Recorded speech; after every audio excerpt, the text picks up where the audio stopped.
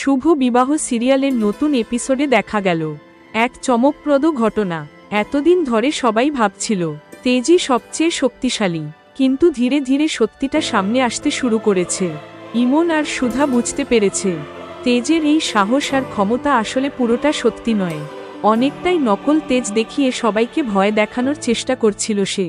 আর এই সত্যটা বুঝে যাওয়ার পর ইমন এবং সুধা এখন একেবারে সতর্ক। এখন দেখার বিষয় সত্যিটা সবার সামনে কবে প্রকাশ পায়, আর তেজের মুখোশ কবে খুলে যায়। শুভ বিবাহের আগামী পর্বে আরও বড় চমক অপেক্ষা করছে।